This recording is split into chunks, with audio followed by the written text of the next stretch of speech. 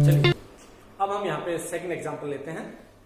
कार्पेटाइन है, this is benzyl कार्पेटाइन, और benzyl कार्पेटाइन benzene ring के साथ कॉन्जुगेटेड सिस्टम में है, और यहां पे जो ग्रुप अटैच है वो आपका CH3 ग्रुप अटैच है। अब ये तो सेम है, जो भी इंपैक्ट होने वाला है इसकी स्टेबिलिटी पे वो CH3 ग्रुप की वजह से होने वाला है। चेक करते हैं, let us take one by one. आप देख रहे हैं CH3 ग्रुप यहां पे बेंजाइल कार्पेटाइन पे ऑर्थो पोजीशन पे अटैच है। ओके, अब CH3 का कौन सा इंपैक्ट होता है? अभी ऑर्डर देखा हमने, इंडक्टिव इफेक्ट आपने मेरे वीडियो, अगर आप मेरे को फॉलो कर रहे हैं तो इंडक्टिव इफेक्ट के वीडियो आपने देखे होंगे। एल्काइल ग्रुप का जो इंपैक्ट होता है, इंडक्टिव इफेक्ट जो होता है प्लस आई इफेक्ट होता है, और दूसरा इसका जो इंपैक्ट होता है, रेजोनेटिव इफेक्ट तो नहीं होता है CH3 का, लेकिन इसका जो इंपैक्ट होता है एक तरह से नो बॉन्ड रेजोनेंस बोल देते हैं, हाइपर कॉन्जुगेशन। दूसरा जो इंपैक्ट है CH3 ग्रुप का यहां पे वो है हाइपर कॉन्जुगेशन, और ये प्लस H इफेक्ट वाला ग्रुप है। एक CF3 भी होता है जिसका -H होता है, रिवर्स हाइपर कॉन्जुगेशन जिसको बोल देते हैं, लेकिन यहां पे इसका +H इफेक्ट है, इसका CH3 का। तो यहां पे ऑर्थो पोजीशन पे CH3 ग्रुप अटैच है। CH3 का इफेक्ट कौन कौन सा हुआ? +I इफेक्ट हुआ और +H इफेक्ट हुआ। डन। अब CH3 मेटा पोजीशन पे है। मेटा पोजीशन पे मैंने बताया कि हाइपर कॉन्जुगेशन और रेजोनेंस इफेक्ट वर्क नहीं करते हैं। तो यहां पे CH3 इस कंपाउंड में, इस स्ट्रक्चर में CH3 ग्रुप का ओनली कौन सा इफेक्ट लेना है आपको? +I इफेक्ट लेना है। +H यहां पे वर्क नहीं करता है। नेक्स्ट स्ट्रक्चर इसको देख सकते हैं सेम, ये पैरा पोजीशन पे CH3 ग्रुप है, इफेक्ट दोनों ही होंगे, +I भी होगा और +H भी होगा। अब हमें इन तीनों का कंपैरिजन करना है, किसका? स्टेबिलिटी का कंपेयर करना है। कार्ब कैटायन ये है, और कार्ब कैटायन के साथ जो ग्रुप अटैच है वो +I और +H वाला ग्रुप है, और +I इफेक्ट अगर कार्ब कैटायन के साथ अटैच है तो वो उसकी स्टेबिलिटी को इंक्रीज करता है। मींस CH3 तीनों ही केस में कार्ब कैटायन की स्टेबिलिटी इंक्रीज कर रहे हैं। ओके, लेकिन किसी में कम इंक्रीज कर रहे हैं, किसी में ज्यादा इंक्रीज कर रहे हैं, तो ये हमें चेक करना है कि इसमें कम है, यानी मींस यहां पे स्टेबिलिटी का ऑर्डर क्या होने वाला है। ओके, +I +H दोनों है, +I +H दोनों है, ओनली +I है। तो दोनों के दोनों इंपैक्ट जो है, इफेक्ट जो है यहाँ पे +I और +H है, ये कार्ब कैटायन की स्टेबिलिटी को फेवर कर रहे हैं। यहां पे दो इफेक्ट फेवर कर रहे हैं, यहां भी ओनली सिंगल इफेक्ट है +I +H यहां पे नहीं है। तो सबसे कम स्टेबिलिटी यहां पे किसकी हुई? स्ट्रक्चर बी की हुई। Only one factor is favouring the stability of carbocation in this structure, but rest of the two structures, two factors are favouring the stability of carbocation. तो इस structure की stability सबसे कम होगी। Done, ये हमने यहां पे लिख दिया। अब C और A में कंपेयर करें, रेजोनेंस और हाइपर कॉन्जुगेशन दोनों में है। सॉरी, रेजोनेंस नहीं है, हाइपर कॉन्जुगेशन है। इंडक्टिव और हाइपर कॉन्जुगेशन दोनों में है। हाइपर कॉन्जुगेशन इफेक्ट जो एक तरह से रेजोनेंस जैसा ही इफेक्ट है, लेकिन ये डिस्टेंस के साथ वेरी नहीं करता है, यानी दोनों स्ट्रक्चर्स में +H सेम है। डन। तो इसका इफेक्ट यहां पे न्यूट्रलाइज होगी एक तरह से। तो जो भी अफेक्ट करने वाला है वो इंडक्टिव इफेक्ट करने वाला है। अब देखिए इंडक्टिव इफेक्ट किस तरह से अफेक्ट करेगा इसकी स्टेबिलिटी को। यहां पे ऑर्थो पोजीशन पे +I है, यहां पे पैरा पोजीशन पे +I है। डिस्टेंस +I इसमें ज्यादा है, डिस्टेंस ज्यादा है, तो इसका इंपैक्ट क्या है? कम है। Inductive effect decreases with the distance.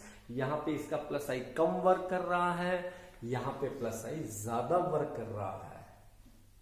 तो किसकी स्टेबिलिटी ज्यादा हुई? This structure is more stable than this one. तो A is highest stable, then C, then B। This is the stability order of the benzyl carbocation. Done. ऐसे ही हम देख सकते हैं स्टेबिलिटी, कार्ब एनाइन की भी स्टेबिलिटी देख सकते हैं। ओके, देख लेते हैं, एक एग्जांपल और ले लेते हैं। सपोज आपकी बात CH2-, दो एग्जांपल एक साथ लेते हैं। मान लेते हैं यहां पे ऑर्थो पोजीशन पे एक हैलोजन अटैच है, यहाँ पे भी हैलोजन अटैच है लेकिन वो मेटा पे है, यहाँ पे भी फ्लोरो अटैच है और वो पैरा पे है। एक इम्पैक्ट ये हो गया। दूसरा लेते हैं, दूसरा एग्जांपल ये लेते हैं कि ये बेंजाइल कार्बन आयन है, यहाँ पे OCH3 ग्रुप अटैच है ऑर्थो पोजीशन पे। यहाँ पे ले लेते हैं हम कि ये मेटा पोजीशन पे OCH3 अटैच है। और तीसरा एग्जांपल ले लेते हैं हम कि यहाँ पे ये पैरा पोजीशन पे OCH3 अटैच है। अब इन तीनों की स्टेबिलिटी का हम कंपेरिजन करते हैं। ओके, देखते हैं एफ का इंडेक्स देखते हैं, ध्यान से देखना। एफ ऑर्थो पोजीशन पे एफ का इफेक्ट कौन सा होता है? एफ माइनस आई इफेक्ट होता है, और इसके साथ साथ इसका कौन सा होता है? प्लस आर होता है। लेकिन एक बात ध्यान रखना, हैलोजन का अगर कोई हैलोजन रिंग के साथ अटैच है तो हमें हैलोजन्स का ओनली इंडक्टिव इफेक्ट यहां पे अप्लाई करना है, रेजोनेंस इफेक्ट को हमें यहां पे इग्नोर कर देना है। because in case of halogen, inductive effect is much greater than resonating effect. Halogens का inductive effect greater है as compared to resonance effect. अगर कोई conjugated system में किसी की stability, acidity हम चेक कर रहे हैं, basicity चेक कर रहे हैं, अगर halogen के रिस्पेक्ट में हम चेक कर रहे हैं तो उसमें रेजोनेंस इफेक्ट को आप क्या कर देंगे? इग्नोर कर देंगे। आपको रेजोनेंस का कम्युलेटिव इफेक्ट इंडक्टिव के साथ लेने की जरूरत नहीं है। Done, always keep in mind.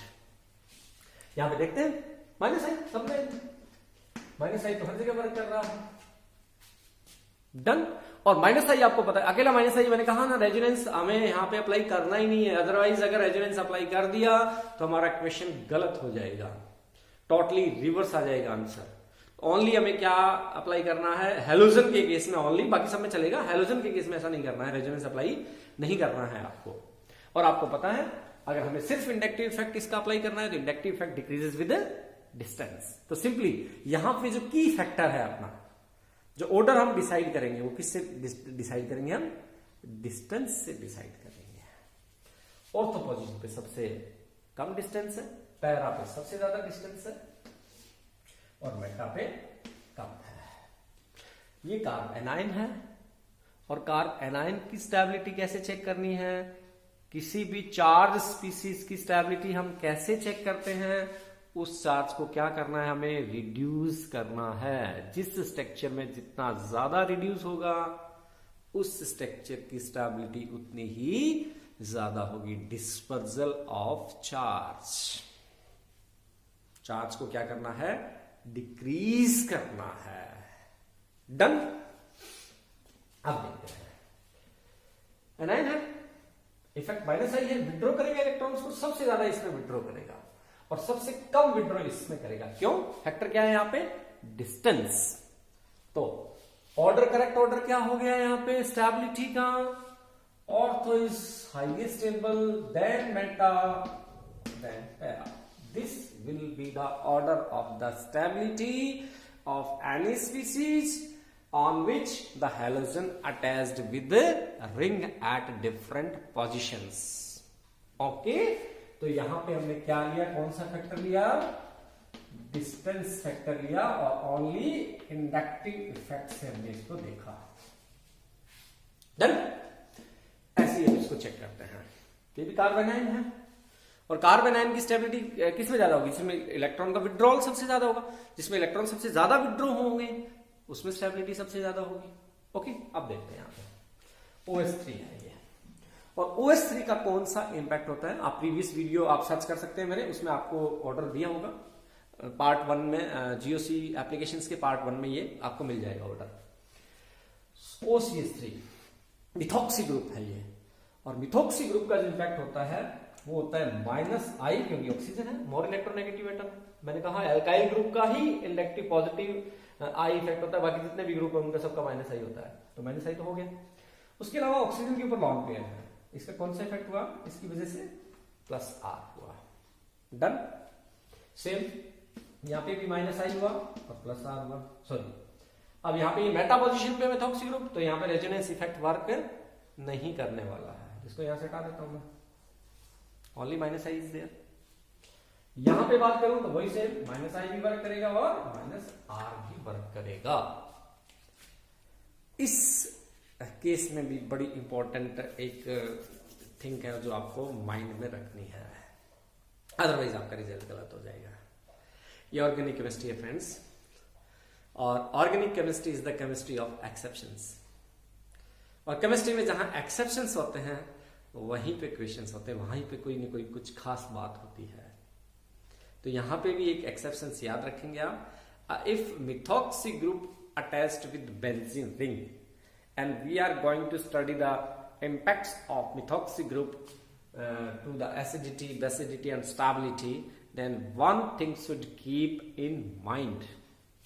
जैसे हेलोजन का हमें ओनली इंडक्टिव इफेक्ट कंसिडर करना है, वैसे ही लाइकवाइज मिथॉक्सी ग्रुप का आपको ओनली रेजोनेंस इफेक्ट कंसिडर करना है। यहां पे इंडक्टिव इफेक्ट को आप इग्नोर कर देंगे। डन।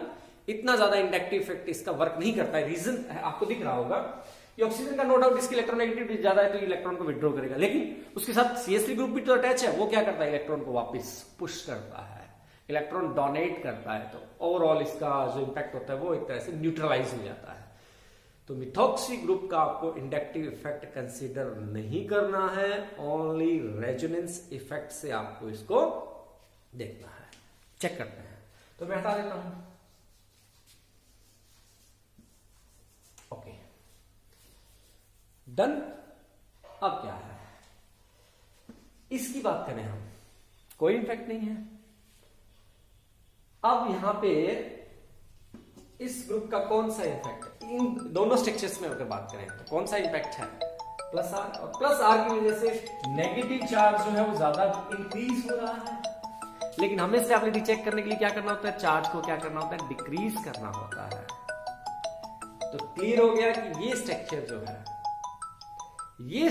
जो है वो ज्यादा स्टेबल है as compare to this one और दिस वन।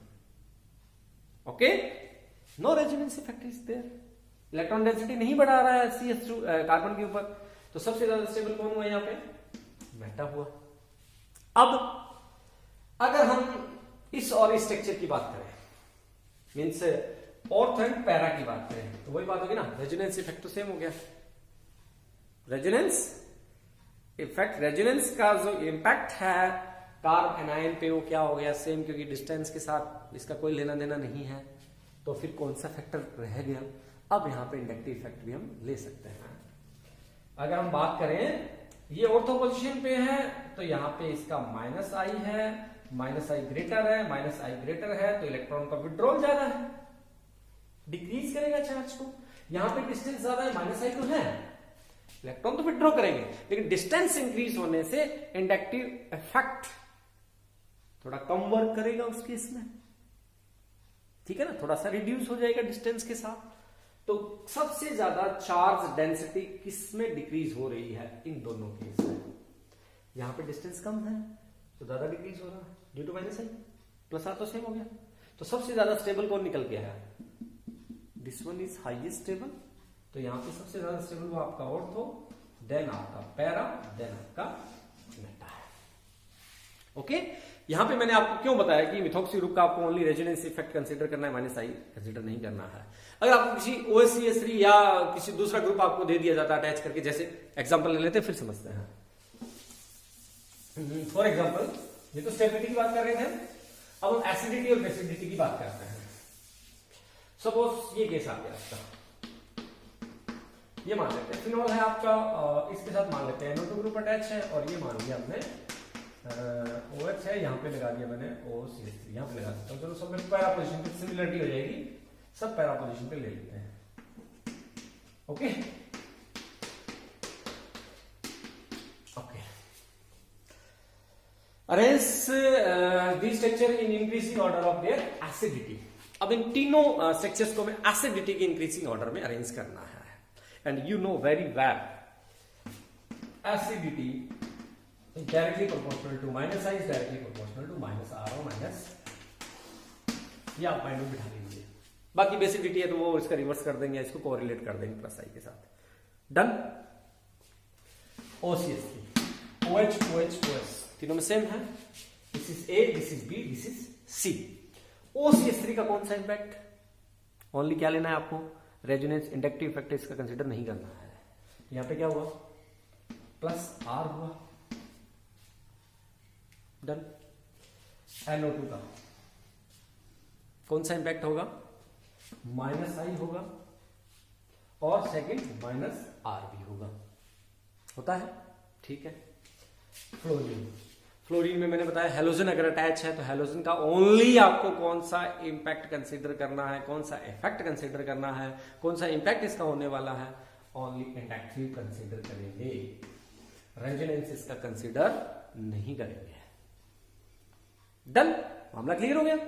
माइनस एसिडिटी अगर आपको देखनी है तो माइनस आई और माइनस आर के जितने ग्रुप ज्यादा अटैच होंगे उसकी एसिडिटी उतनी ही ज्यादा होगी। Both factors favours the acidity. Highest acidic कौन हो गया, पहले सेपरेट कर लीजिए वन बाय वन, इनको सुलझा लीजिए एक एक करके, वन बाय वन। एक साथ देखेंगे तो कंफ्यूजन होने के चांसेस हैं। तो बी हाईएस्ट एसिडिक हो गया। अब हम इन दोनों में कंपेयर करना है। This effect favors the acidity, but this effect unfavor the acidity. Minus R या माइनस आई। डन, मामला क्लियर। उसके बाद नंबर किसका आना है, एसिडिटी में सी, और लिस्ट एसिडिक कौन है, ए है। तो ध्यान रखना, हेलोजन है, इंडक्टिव कंसीडर करना है ओनली, रेजोनेंस कंसीडर नहीं करना है। मिथॉक्सी ग्रुप अटैच है तो ओनली रेजोनेंस कंसीडर करना है, इंडक्टिव इफेक्ट कंसीडर नहीं करना है। क्लियर। चलो नेक्स्ट एग्जांपल लेते हैं।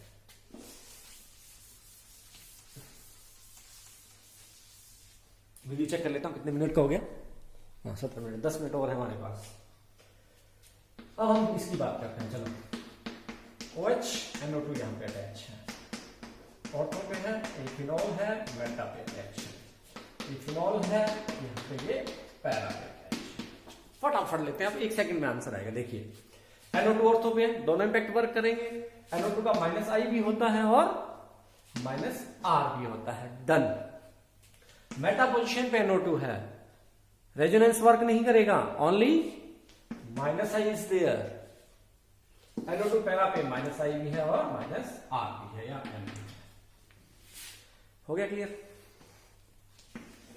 Both factors the acidity, both factors favours the acidity. इन दोनों की एसिडिटी तो इससे तो ज्यादा ही होगी। कंफर्म हो गया केस। सबसे कम एसिडिटी किसकी हुई, मेटा की।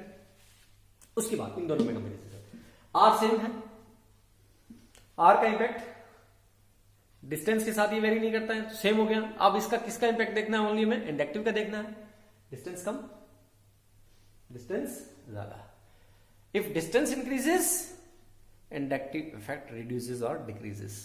यहां पे इंडक्टिव का इफेक्ट ज्यादा है, यहां पे इंडक्टिव इफेक्ट कम है। तो इसके बाद नंबर किसका, फिर पैरा का, then ortho is going to more acidic. Okay, ये ऑर्डर होना चाहिए नाइट्रोफिनॉल में। डन, मेमोराइज कर लिया, कर लिया, डिलीट कर दीजिए। क्यों, मैंने कहा ना, organic chemistry is the chemistry of exceptions.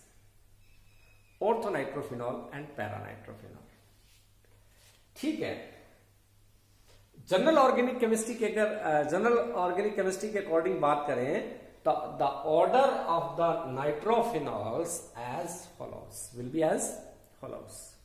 But ये ऐसा एक्चुअली होता नहीं, यहां पे भी एक्सेप्शन है, और एक्सेप्शन है वहां पे क्वेश्चन बन जाता है, और क्वेश्चन बन जाता तो एग्जाम में आ जाता है, एग्जाम में आ जाता है तो फिर गड़बड़ हो जाती है। इसीलिए तो हम ऑर्गेनिक केमिस्ट्री से थोड़ा भागते हैं, छोटी छोटी चीजें हमें याद रखनी होती हैं। यहां पे एक्सीडेंट होने के पूरे चांसेस हैं। यहां पे एक्सेप्शन क्या है, एक्सेप्शन यहां आप देखते हैं कि ये ऑर्थो नाइट्रोफिनॉल है, ओके। ऑर्थोनाइट्रोफिनॉल के अंदर यहां पे इसके अंदर जो होता है वो इंट्रामॉलिक्यूलर हाइड्रोजन बॉन्डिंग होती है। कौन सी? इस केस में कौन सी बॉन्डिंग है? इंट्रामॉलिक्यूलर H बॉन्डिंग है। इंट्रामॉलिक्यूलर हाइड्रोजन बॉन्डिंग की वजह से hydrogen is not easier to free to show the effect of acidity और एसिडिक। यहां पे हाइड्रोजन जो है वो बॉन्डिंग में पार्टिसिपेट कर जाता है, तो यहां पे रीडली अवेलेबल नहीं है hydrogen for show the acidity. So ये तो ठीक है, लेकिन ऑर्थो पे इंट्रा हाइड्रोजन बॉन्ड की वजह से this ortho substitute become less acidic than para. इसकी पोजीशन यहां पे इनकी इंटरचेंज कर दीजिए। So the correct order of the substituted nitrophenol is as follows: meta, then ortho, then para. This is an exception. यहां पे आपकी जनरल ऑर्गेनिक केमिस्ट्री वर्क नहीं कर रही, यहां पे हाइड्रोजन बॉन्डिंग का फैक्टर आ जाता है, तो इसको आपको थोड़ा सा ध्यान रखना है। ओके, बाकी कोई दिक्कत नहीं है, बाकी सब में अप्लाई कर ही रहे हैं, देख ही रहे हैं। चलो उसके बाद कुछ और एग्जांपल लेते हैं। ये तो आपके मेरे को लगता है क्लियर हो गया है। अगर कोई आपको लगता है कि इस कंसेप्ट से ये चीज क्लियर नहीं हो रही है तो आप कमेंट बॉक्स में या फिर आप फोटो खींच करके आप कमेंट में डाल दीजिए, मैं आपको उसका एक्सप्लेनेशन सेंड कर दूंगा। आई थिंक ये ऑलमोस्ट ये प्रॉब्लम आपकी सोल्व हो गई है कि सब्स्टिट्यूटेड अगर ग्रुप अटैच है किसी के साथ तो उसकी एसिडिटी और बेसिडिटी कैसे होनी है। लेकिन यहाँ पे कुछ एक्सेप्शंस है, उनका आपको ध्यान में रखना है। हेलोजन का एक्सेप्शन है, मिथॉक्सी ग्रुप का एक्सेप्शन है, नाइट्रोफिनॉल का एक्सेप्शन है, एक चीज और एक्सेप्शन है, इसे भी बता देता हूं मैं आपको, देखिएगा। और क्या करें, ऑर्गेनिक केमिस्ट्री है ही एक्सेप्शन भी, मजबूरी है। ये आपका बेंजोइक एसिड का ऑर्थोपैरा मेटा सब्स्टिट्यूट है। और बेंजोइक एसिड्स देखते हैं, इफेक्ट देखते हैं, एसिडिटी चेक करते हैं। CH3 का इफेक्ट कौन सा हुआ जी? प्लस आई हुआ, डन। देन कौन सा हुआ? उसके साथ साथ प्लस H भी हुआ। ओके, यहां पे देखते हैं इसका only plus I is there. उसके बाद इसका देखते हैं, प्लस आई भी है, प्लस H भी है। जनरल ऑर्गेनिक केमिस्ट्री के अंदर डिसाइड करें हम तो हमें हमारा ऑर्डर क्या कह रहा है? Which structure is going to more acidic? हमें लग रहा है मेटा सबसे ज्यादा एसिडिक है, क्योंकि आपको पता है प्लस इफेक्ट है, और प्लस इफेक्ट जो है plus I and plus H unfavour the acidity. Minus I we can say minus I is directly proportional to acidity, minus I and minus M. तो फिर प्लस एम या plus H भी बोल सकते हैं इसको, प्लस एच एम और plus I जो है इनवर्सली प्रोपोर्शनल टू एसिडिटी। तो ये अनफेवर कर रहे हैं, यहाँ पे दो फैक्टर अनफेवर कर रहे हैं, यहाँ पे ओनली वन फैक्टर एसिडिटी को अनफेवर कर रहा है। कम से कम इसका इस केस में एसिडिटी ग्रेटर है। ओके, ये हो गया।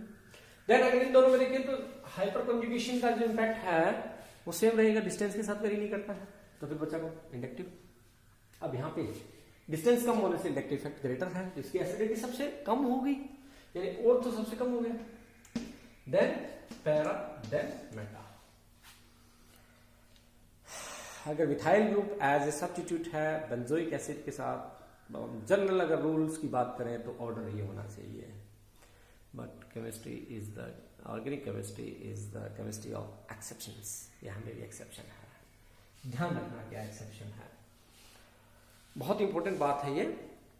अगर बेंजोइक एसिड के साथ CH3 ग्रुप अटैच है ऑर्थो, ओनली ऑर्थो पोजीशन पे, किस पोजीशन पे? ऑर्थो पोजीशन पे एल्काइल ग्रुप अटैच है, तो एक इंपैक्ट होता है। जनरली इसका कोई एक्सप्लेनेशन नहीं है, क्योंकि जनरली जो एसिडिटी और बेसिडिटी के कंसेप्ट ये होते हैं ये प्रैक्टिकल डेटा होते हैं। ओके, एक्सपेरिमेंटल डेटा होते हैं, इनका पीके और के फाइंड कर लेते हैं, उसके अकॉर्डिंग हम इनकी एसिडिटी अरेंज कर लेते हैं, फिर उसके बाद कंसेप्ट डेवलप करते हैं कि इनका रीजन आखिर क्या रहा होगा। फिर ये रीजन में हम ये लगा देते हैं जी इसमें रेजोनेंस हो रहा है जी, इसमें इक्विवेलेंट स्ट्रक्चर बन रही है जी, इसमें इंडक्टिव इफेक्ट है जी, तो इस तरह से इसका ज्यादा है जिसका कम है। फिर पता चलता है यार इसका तो ये अप्लाई नहीं हो रहा है, वहां पे एक्सेप्शन आ जाता है, फिर कोई नया रूल आ जाता है, लेकिन वो नया रूल कोई ठीक से एक्सपेरिमेंटली प्रूव नहीं होता है। ठीक है, सही। यहां पे इस केस में आप ध्यान रखना, अगर बेंजोइक एसिड के साथ मिथाइल ग्रुप अटैच है रिंग में, ओके, ऑर्थो पोजीशन पे, ऑर्थो ग्रुप पे ऐसा होने से, ऑर्थो ग्रुप पे अगर ये अटैच है तो एसिडिटी को इंक्रीज करेगा। क्या करेगा? ऑर्थो पे methyl at ortho increases the acidity. बहुत बड़ा एक्सेप्शन है। तो ये सारे के सारे फैक्टर आपके क्या हो गए? न्यूट्रलाइज हो गए, ध्वस्त हो गया आपका काम। क्यों? यहां पे कंसेप्ट दिया जाता है, बोला जाता है कि CS3 का जो इंपैक्ट होता है वो ऑर्थो इफेक्ट होता है। एक नई थ्योरी है, कह सकते हैं, कोई इसका प्रैक्टिकली प्रूव नहीं है। तो due to ortho effect of methyl group benzoic acid, ortho effect की वजह से this becomes more acidic. Exceptionally big exception is there. So para then meta then ortho, यानी और अगर बेंजोइक एसिड से मिथाइल ग्रुप है तो ये केस अप्लाई होगा, और एक केस में और अप्लाई होगा, किसमें? एनिलीन के केस में। अगर एनिलीन के केस में CS3 ग्रुप अटैच है तो हमें लग रहा है कि CS3 इसकी बेसिडिटी को इंक्रीज करेगा, बेसिडिटी को इंक्रीज करेगा। अगर इसके और इसमें कंपैरिजन करूं मैं, इसमें और इसमें कंपैरिजन करूं मैं, आपको लग रहा है CS3 ग्रुप है तो नाइट्रोजन के ऊपर जो लॉन पेयर है इलेक्ट्रॉन डेंसिटी को इंक्रीज कर रहा है, इसकी कंपैरिजन में ज्यादा इंक्रीज कर रहा है, क्योंकि इसका कौन सा इफेक्ट है? प्लस साइन से। तो दिस, ये जो आपका ऑर्थो सब्स्टिट्यूट है एनिलीन का, ये ज्यादा बेसिक होना चाहिए as compare to this one. लेकिन यहां पे भी कौन सा इंपैक्ट इस CS3 ग्रुप का वर्क करता है? Ortho effect.